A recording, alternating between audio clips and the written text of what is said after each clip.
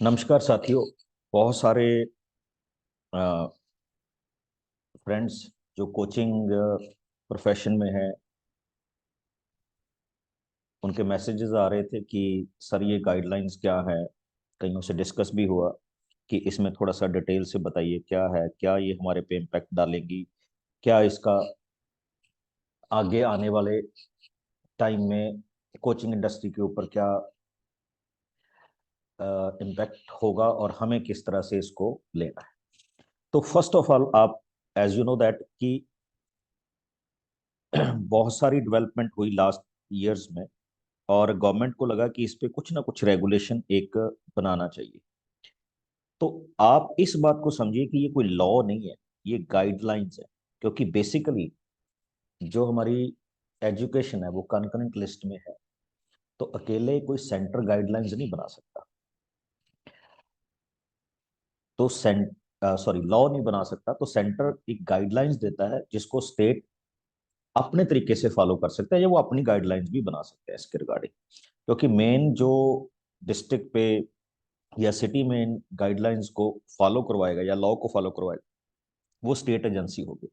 तो ये सेंटर की एक, आप कह लीजिए कि एक सलाह है। जनवरी 2000 में हुई। बैकग्राउंड क्या था इसके पीछे है, एक पीएलआई, पीआईएल, जो स्टूडेंट फेडरेशन इंडिया एंड ने डाली थी, जिसमें स्टूडेंट्स के बिहाफ को रखा गया था कि जो कोचिंग सेंटर्स हैं वो बहुत ज़्यादा हमसे, बच्चों से पैसे लूट रहे हैं, उनको झूठे सपने दिखा रहे हैं और बहुत सारा कुछ। तो उसमें कुछ डेवलपमेंट होती गई जो इन गाइडलाइंस में बताया गया। तो मैं सीधा पॉइंट पे ही आऊँगा। तो इसमें ये लेटर का रेफरेंस है कि हमें इसमें क्यों जरूरत पड़ी। एनईपी भी इसमें ली गई है कि एनईपी में किन पैराज के अंडर इसको देखा गया। अब बेसिकली आ जाता है कि इसमें कौन कौन लोग हैं जिन पे इन चीजों का इम्पैक्ट होगा या क्या होगा। फिर मैं बता दूं, आपको अभी डरने की कोई जरूरत नहीं है, ये जस्ट गाइडलाइंस हैं जो स्टेट्स को रेफर की गई हैं कि वो इस तरह के कोई कानून बनाए। दो तीन स्टेट्स में अभी भी है जहां आपको रजिस्ट्रेशन करनी पड़ती है। अब बहुत सारे साथी हैं जो 10-15 बच्चों को एक साथ बैठ के घर में पढ़ाते हैं, तो उनको भी ये डर हो गया कि क्या हम पढ़ा पाएंगे या नहीं। तो उसमें दो चीजें हैं, देखिए। एक बड़ा ऑब्जेक्टिव इसमें सबसे जो बड़ी चीज है कि हम कोचिंग सेंटर बोलेंगे किसको, कौन सी चीज को हम कहेंगे कि ये कोचिंग सेंटर है, या इसके लिए हमें सारी गाइडलाइंस होनी चाहिए। अब यहाँ पे लिखा गया है कि जो मोर देन 50 स्टूडेंट्स को, अब यहाँ पे एक चीज और भी आ जाती है। कई टीचर्स का मेरे पास मैसेज आया कि सर ये 50 स्टूडेंट्स का फंडा क्या है, ये क्या 50 स्टूडेंट पर बैच हैं या टोटल है। तो एज पर माई नॉलेज ये वो है जिसमें टोटल 50 स्टूडेंट्स को कोई टीचर टीच करता है। हाँ, ये बैच वाइज और टोटल का आगे चलकर क्लैरिफिकेशन आना बाकी है, क्योंकि इसको हम अपने तरीके से इंटरप्रेट कर सकते हैं। But as far as I understood it, कि अगर आप 50 बच्चों से ऊपर बच्चों को कोचिंग दे रहे हैं किसी भी फील्ड में, तो आपका वो कोचिंग इंस्टीट्यूट माना जाएगा, और आपको इन गाइडलाइंस को फॉलो करना होगा। अगर ये लेटर ऑन स्टेज में आपका स्टेट इनको एज इट इज क्या करता है, अप्लाई करता है। तो अगर आप 50 से कम कर रहे हैं तो आप को कोई डरने की जरूरत नहीं है, क्योंकि फिर आपको अपने कोचिंग सेंटर के लिए कोई रजिस्टर्ड वगैरह करने की जरूरत नहीं है। बट अब इसको गवर्नमेंट किस तरह से इंटरप्रेट करेगी, जो छोटे छोटे रूम्स किराए पे लेके या 10 या 20 बच्चों को पढ़ा रहे हैं, उनके लिए क्या नया होगा वो आने वाला टाइम ही बताएगा। बट ये सारी गाइडलाइंस उनके लिए हैं जो 50 से ज्यादा बच्चों को अंडर वन रूफ कोचिंग दे रहे हैं, चाहे वो किसी भी टाइप की क्या है, कोचिंग है। ओके। अब इनमें क्या आ जाता है, देखिए लिखा है मोर देन 50 स्टूडेंट्स, तो इस पे आपने फोकस करना है। तो कोचिंग सेंटर की पहले तो क्या होगी डेफिनेशन, इसमें प्रोपराइटर, ओनर, ट्यूटर सबके बारे में बताया गया है। अब अगर ये हम इस गाइडलाइंस को एज इट इज माने, तो कोचिंग सेंटर का रजिस्ट्रेशन करवाना पड़ेगा। अब रजिस्ट्रेशन कैसे होगा, कौन एजेंसी करेगी, ये आपका स्टेट डिसाइड करेगा। हो सकता है कल को आपके जो भी स्टेट्स हैं वो एक इस तरह की इंडिपेंडेंट बॉडी बना दें जहां पे आप जिस तरह से हम बाकी बिजनेस को रजिस्टर्ड करवाते हैं, तो आप वहां पे अपने कोचिंग सेंटर को रजिस्टर्ड कराएं, आपको कोई रजिस्ट्रेशन नंबर मिले, फिर वो आपका फिजिकल वेरिफिकेशन करने आए या समथिंग एल्स, तो ये बाद की बातें हैं। तो कोई ना कोई एजेंसी होगी जो आपके ऊपर ये सारे के सारे पैरामीटर अप्लाई करेगी कि आपके टीचर कितने हैं, इंफ्रास्ट्रक्चर कैसा है, और आपके पास काउंसलर है या नहीं है।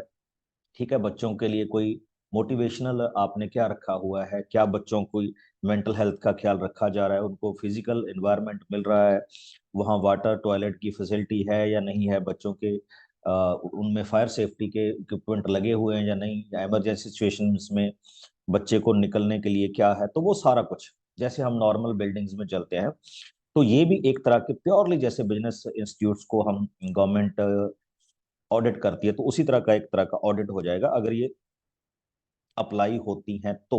बट आपका स्टेट इसको किस तरह से लेता है वो अभी बाद में है। ठीक, एक इसमें और है कि अगर ये अप्लाई होती हैं तो आपके पास सबसे पहले तो आपको क्वालिफाइड ही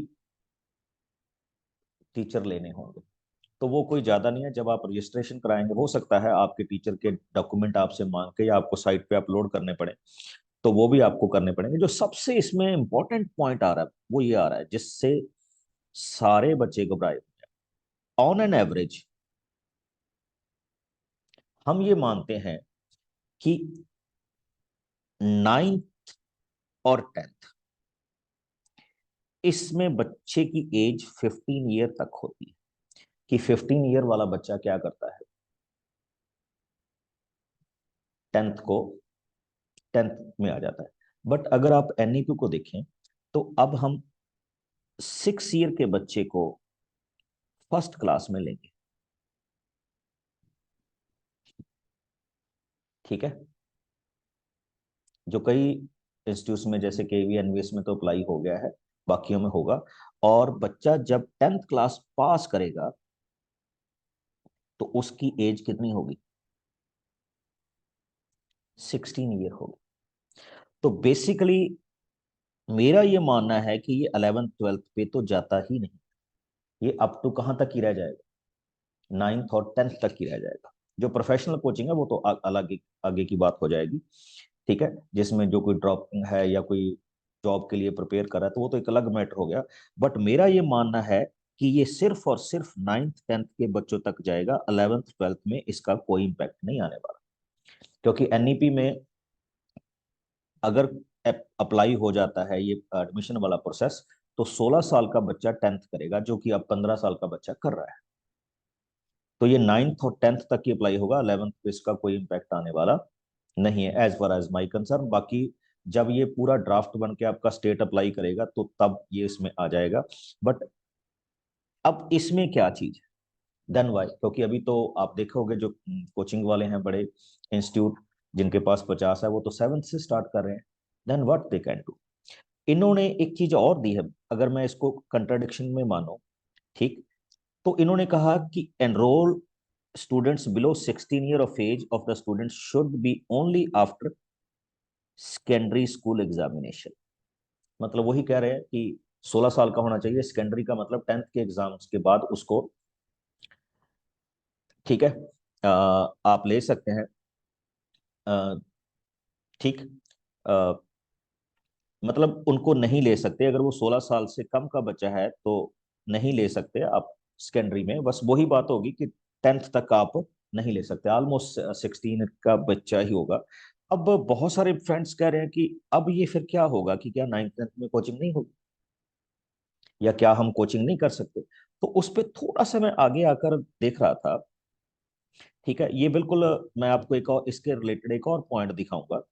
ठीक है, वो तो ये है कि आपके पास मिनिमम स्पेस होना चाहिए, ठीक है, ट्यूटर और उनको रजिस्टर करना चाहिए, उनकी एक वेबसाइट होनी चाहिए किसी भी कोचिंग सेंटर की जिसपे सारी की सारी डिटेल्स क्या होनी की, ट्यूटर कोर्सेज की आपकी। अब एक चीज और आती है कि बेसिकली ये सारी चीजों की जरूरत क्यों पड़ी, क्योंकि बहुत से कोचिंग सेंटर या प्राइवेट टीचर्स जो भी कर रहे हैं वो बच्चों से एक बार फीस ले लेते हैं फिर रिफंड नहीं करते, तो उसकी कंप्लेंट होती हैं। अच्छा, कई बार तो कोई डॉक्यूमेंट्री प्रूफ ही नहीं दिया जाता कि उनसे फीस ले ली जाती है, उनको कोई रिसिप्ट नहीं दी जाती। बट जो कोचिंग सेंटर है वो रिसिप्ट देते हैं। उन्होंने कुछ फॉर द नेम से एक अपनी रिफंड पॉलिसी भी बना रखी है, जिसमें रिफंड वगैरह वो ज्यादा नहीं करते, क्योंकि वो टाइम ही 10-15 दिन का देते हैं और इतने टाइम में बच्चों को पता नहीं चलता। तो इसकी एक एलेबोरेट पॉलिसी भी आएगी जिसके थ्रू बच्चों को ये सारा कुछ दिया जाएगा।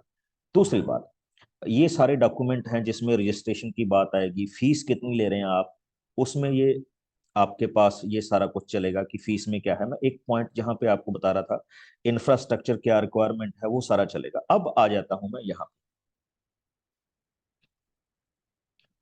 ठीक, कि अगर कोई कोचिंग सेंटर, पहले तो कोचिंग सेंटर को एक अपना प्रोस्पेक्टस बनाना होगा। प्रोस्पेक्टस में वो सारा कुछ लिखेगा, कब क्लासेस शुरू होंगी, कब एंड होंगी, वो ऑलमोस्ट सभी का आज की डेट में है या हो जाएगा। ठीक। अब इसके बाद यहां पे आप देखिए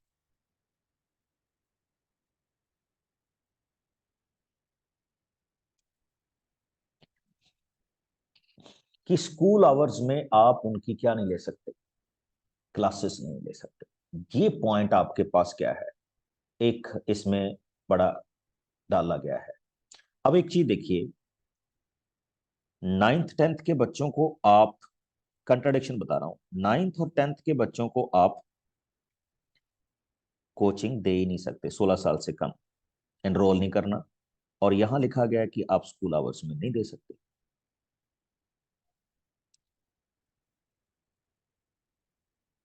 ठीक। School remain unaffected and also avoid dummy schools. अब ये दोनों के बीच में कंट्राडिक्शन आएगी। ठीक। यहाँ पे ये कहा गया है कि स्कूल आवर्स में नहीं होनी चाहिए, वो कहेगा ठीक है जी हम इवनिंग में चला रहे हैं, तो वहां पे लग जाएगा कि वो 16 साल से कम है।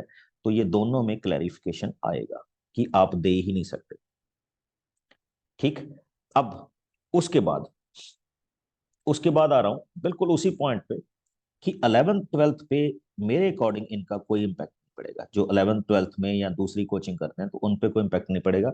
बट ये वाला जो पॉइंट है कि स्कूल आवर्स में नहीं होना चाहिए, 11th 12th में सारे बच्चे स्कूल गोइंग होते हैं और डमी भी जाते हैं। आजकल ये ट्रेंड चल रहा है पूरे इंडिया में कि बच्चे रेगुलर स्कूल को स्किप करते हैं। तो अब ये रेगुलर स्कूल्स में उनकी अटेंडेंस को कैसे मेंटेन करेंगे, ये आने वाला टाइम ही बताएगा, या ये कंपलसरी हो जाएगा। तो ये अब आने वाले समय में पता चलेगा। बट ये दोनों चीजें जो इन पूरी गाइडलाइंस में सबको इफेक्ट कर रही हैं, वो ये वाली दो पॉइंट्स हैं। हाँ, दूसरी बात, और इन स्कूलों का क्या बनेगा, क्योंकि सीबीएसई के मेजोरिटी स्कूल्स 11th 12th में डमी पे जा रहे हैं और बच्चे भी उसमें खुश हैं। तो आपके पास, आपको पता ही है कि फिर इन इन चीजों को कैसे, वो अटेंडेंस का मैटर आएगा कि कैसे इसको मेंटेन किया जाएगा। तो ये देखते हैं कि आने वाले टाइम पे अलग अलग स्टेट्स इसमें किस तरह से रिएक्ट करते हैं, या इसमें कोई अमेंड करते हैं, या इसको एज इट इज अपने उस करिकुलम में क्या, सॉरी, अपनी गाइडलाइंस में डालते हैं। तो ये पता चलेगा। बट मैं फिर एक बार रिपीट कर रहा हूँ, ये गाइडलाइंस सिर्फ किन के लिए हैं, कोचिंग सेंटर्स के लिए हैं, जो अपने टोटल स्ट्रेंथ, जिनकी मोर देन क्या होती है, 50 स्टूडेंट्स होती है। बेसिकली ये अप टू अप्लाई कहाँ होती हैं, 9th 10th तक तो ये अवॉइड करती हैं कि कोई बच्चा नहीं पढ़ सकता। बट 11th 12th के लिए वो कहती हैं कि वो रनिंग टाइम में, जो स्कूल टाइम है उसमें ये कोचिंग क्लासेस नहीं होनी चाहिए, एज पर एज जो मैंने डिटेल में दो पॉइंट्स को डिस्कस किया है। बट ये कहाँ तक सक्सेसफुल हो जाएंगी, ये आपको पता चलेगा। दूसरी बात, इसमें वो सारी बात की गई है कि अगर आप एक रजिस्टर्ड कोचिंग सेंटर चला रहे हैं, तो आपके पास बच्चे की होलिस्टिक डेवलपमेंट के लिए एक काउंसलर भी होना चाहिए। ठीक है। और स्टूडेंट्स की फन एक्टिविटीज भी होनी चाहिए, उसको प्रॉपर एनवायरनमेंट मिलना चाहिए।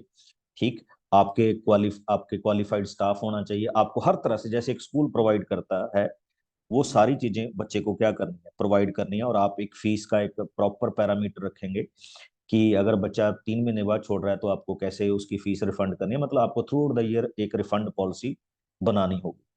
ठीक। और उसमें फ्लेक्सिबिलिटी भी रखनी होगी। दूसरी बात, इसमें एक बात की है कोड ऑफ कंडक्ट की। ये बिल्कुल उसी तरह से है जैसे सीबीएसई अपने स्कूल्स में अप्लाई करती है, तो लगभग उसी में है।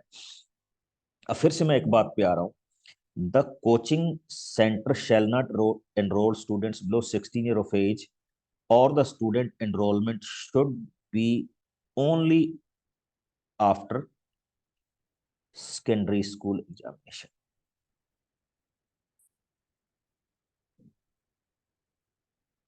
ठीक, आप इसको खुद ही समझाएंगे कि shall not below the 16 year, यानी 9th 10th वाले बच्चे, सॉरी 10th तक के बच्चों को, ईयर्स ऑफ एज, एंड आगे क्या लिखा है, और the student enrolment should be only, यानी ये स्ट्रिक्ट कह रही है कि आपको 10th तक इनको फॉलो करना है, कि आप उनको एनरोल नहीं कर सकते, तो 10th के बाद आप आगे चलकर इनको अपने उसमें ले सकते हैं। ठीक, अब जो छोटे छोटे टीचर्स हैं जो 10 10 20 20 30 30 बच्चों के लिए करते हैं, उनके लिए तो अच्छी बात ही होगी, क्योंकि बड़े कोचिंग सेंटर्स जो अभी 100 100 200 बच्चे का 9th 10th में बैच लगा रहे हैं, अगर ये गाइडलाइंस एप्लीकेबल होती हैं तो उनको इन चीजों को अवॉइड करना होगा, तो वो सारे बच्चे छोटों के पास ही आएंगे जो पढ़ा रहे हैं। अब वो लीगल है या इलीगल है वो तो अब टाइम बताएगा, क्योंकि आप रजिस्टर्ड कोचिंग सेंटर नहीं होंगे। बट यहाँ तो फिर कि आप रजिस्ट्रेशन में आएंगे नहीं, बाकी अब कैसे निकलता है आगे चीजें वो बाद में पता चलेगी। दूसरी बात, अब जो है कि बड़े कोचिंग सेंटर हैं जो 11th 12th की कोचिंग देते हैं, या इंडिविजुअल हैं जो 11th 12th की कोचिंग देते हैं, 100 50 के ग्रुप लगाते हैं, तो वो फॉल्स नहीं कर सकते जैसे आपने देखा होगा। बट इस चीज को अवॉइड नहीं किया जा सकता। आजकल हर एक बच्चा क्रियोसिटी में 2 2 3 3 कोचिंग सेंटर में ले रहा है, किसी की टेस्ट सीरीज कर रहा है, किसी का कुछ कर रहा है, तो वो इसीलिए वो तीनों चारों अपनी, जैसे ही बच्चा उनके पास किसी भी बात के लिए एनरोल होता है तो अपने फार्म पे साइन करवा के उससे अंडरटेकिंग ले लेते हैं। तो इसलिए वो चारों पांचों उसको क्लेम करते हैं कि ये हमारा स्टूडेंट है। अब ये रुक पाएगा या नहीं, ये तो आगे टाइम ही बताएगा। ठीक, कोचिंग सेंटर अभी भी पेडागोजी के बारे में अवेयर करते हैं, तो वो करते ही रहेंगे। मैंने जैसा कहा कि काउंसलर और साइकोलॉजिस्ट की सपोर्ट होगी, तो आपके पैनल में एक काउंसलर और साइकोलॉजिस्ट होना पड़ेगा जब आप करेंगे। बहुत सारे टीचर्स अभी गाइडेंस एंड काउंसलिंग का डिप्लोमा भी कर रहे हैं कि साथ साथ में वो इस तरह के भी करें, या इस तरह का भी अपना, या कैरियर काउंसलिंग के बारे में, ठीक है, मेंटल हेल्थ के बारे में, वेलबींग, ये सारा कुछ लिखा है फ्रेमवर्क। ये चीजें थोड़ी सी बुकिश होती हैं, तो ये हो जाती हैं मैनेज। ठीक, अब इसके बाद जब मैं ये सारी वही हैं जो सीबीएसई के स्कूल्स में है कि टीचर्स को पता होना चाहिए कि बच्चे का की नीड क्या है। अब आ जाता है ये वाला पार्ट जो आपकी चेकिंग में आएगा, अगर आप 50 से ज्यादा वाला चलाते हैं। ठीक, कि अगर आपकी इन केस चेकिंग होती है,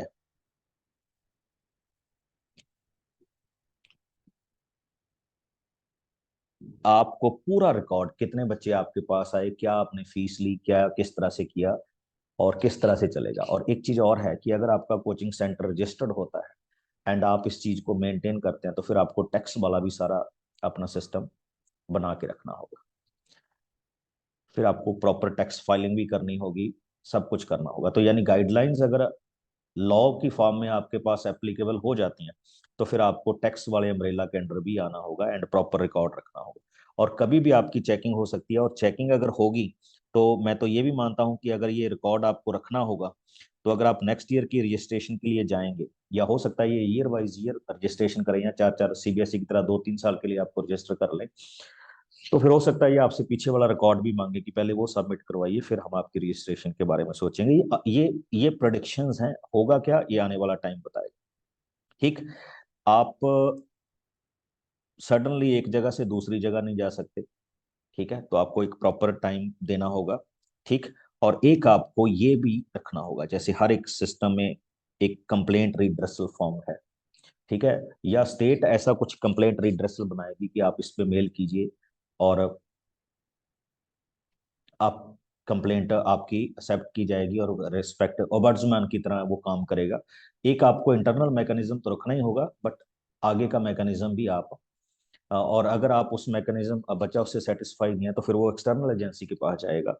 वो अब किस तरह का होगा वो जब लेबोरेट हो जाएंगी ये गाइडलाइंस, क्योंकि किसी भी लॉ को बनने से पहले उसमें गाइडलाइंस ही आती है, और फिर उन गाइडलाइंस पे डिस्कशंस होता है, स्टेट अपने सजेशन देते हैं, स्टेट उनमें से कुछ पार्ट ले लेते हैं, कुछ पार्ट अपना जोड़ देते हैं, तो फिर उसके बाद लॉ इन्फोर्समेंट है। बाकी मेरा ये मानना है कि ये जो ट्यूशंस वाला ये पेनल्टी की बात की है और अपील की बात की गई है, तो ये सारा उसी में आ जाएगा। मेरा ये मानना है कि ट्यूशंस एक प्योरली प्राइवेट बिजनेस की तरह है, तो गाइडलाइन से लॉ बनने में टाइम लगेगा, काफी दिक्कतें आएंगी, बट अगर गवर्नमेंट ने ये बना ही लिया है कि एजुकेशन एक बिजनेस पॉइंट ऑफ व्यू वाला प्रोफेशन नहीं है और इसमें हमें कुछ ना कुछ करना है, तो फिर ये लॉ की फॉर्म में भी आ सकती है इन कमिंग डेज में। और मैं एक बार अपने फिर से इसको अगर मैं बताऊं, तो ये स्ट्रिक्टली 10th क्लास तक होंगी according to new education policy.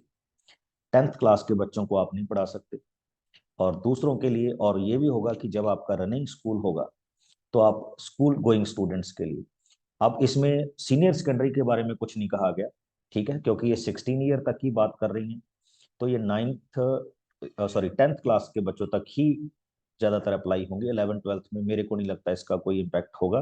पर दूसरी बात ये है कि अगर ये स्कूल गोइंग स्टूडेंट्स को इन्वॉल्व करते हैं तो वो तो 11th 12th के बच्चे भी हैं। अब उस पे क्या आएगा, ये आने वाला टाइम। तो this is all about from my side. Thank you.